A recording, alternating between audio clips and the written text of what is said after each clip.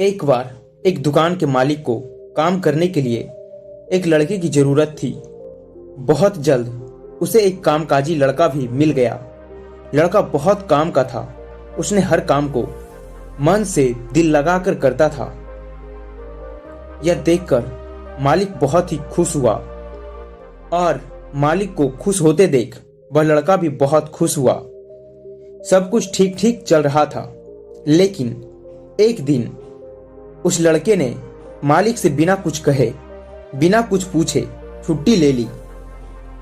कोई खबर भी नहीं दी। मालिक ने सोचा, आखिर क्या ही बात है। वह लड़का आज से पहले तो ऐसा कभी भी नहीं किया। फिर उन्होंने मन ही मन में सोचा, उस लड़के को शायद कुछ पैसे की जरूरत होगी। लड़का भी बहुत मन लगाकर काम करता है। तो उन्होंने उस लड़के की तनख्वाह बढ़ाने के बारे में सोचा। अगले दिन जब लड़का दुकान पर आया तो मालिक ने उसे बुलाकर कहा, देखो भाई, मैंने आज से तुम्हारी तनख्वाह बढ़ा दी है, तो अगले महीने की पहली तारीख से तुम्हें अधिक तनख्वाह मिलेगी। लेकिन लड़की की ओर से कोई भी प्रतिक्रिया नहीं आई। उसने न तो मालिक को धन्यवाद दिया और न ही वह खुश हुआ। वह अपना काम करने के लिए चला गया। मालिक ने भी सोचा कि मैंने उसकी तनख्वाह बढ़ा दी है, इस बार वह और भी मन लगाकर काम करेगा और अपनी जिम्मेदारियों को भी समझेगा। लेकिन कुछ महीने बाद फिर से वही घटना घटी। लड़के ने फिर से मालिक को बिना कुछ बताए छुट्टी कर ली और मालिक को खबर तक नहीं दी। इस बार मालिक बहुत ही गुस्सा हुआ और उन्होंने सोचा कि वह एक अजीब लड़का है।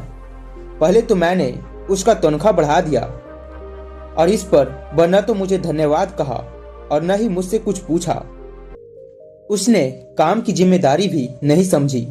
आज फिर से उसने छुट्टी कर ली। अगली सुबह मालिक बहुत ही गुस्से में था। जब वह लड़का काम पर आया तो उसने उसे बुलाकर कहा, देखो भाई, मैंने आज से तुम्हारी तनख्वाह कम कर दी है। तुम्हें पहले जितनी तनख्वाह मिलती थी, अब से उतनी ही तनख्वाह तुम्हें मिलेगी। तो हमेशा की तरह अगले महीने की पहली तारीख आई। मालिक ने उसका तनख्वाह कम कर दिया, लेकिन इस बार भी लड़के की तरफ से कोई प्रतिक्रिया नहीं आया।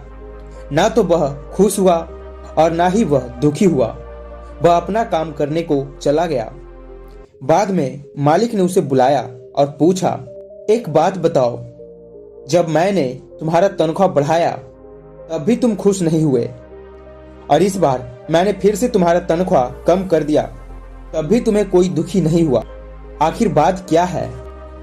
अब लड़के ने जो बताया वह मन से सुनिएगा। लड़के ने कहा, मालिक, जब मैंने पहली बार छुट्टी ली तो हमारे घर में एक बेटा हुआ। आपने मेरी तनख्वाह बढ़ा दी। मुझे लगा कि मेरे बच्चे का जो हिस्सा है वह ऊपर वाले ने मुझे दिया है, इसलिए मैं ज्यादा खुश नहीं हुआ। और जब मैं दूसरी बार छुट्टी पर गया तो उस दिन मेरी माँ का देहांत हो गया। आपने उस दिन मेरी तनख्वाह कम कर दिया, तो मुझे लगा कि मेरी माँ ने अपना जो हिस्सा था वह अपने साथ लेकर चली गई, इसलिए मुझे उस कम तनख्वाह पर भी दुखी नहीं हुआ। यह सुनते ही मालिक ने लड़के को गले से लगा लिया।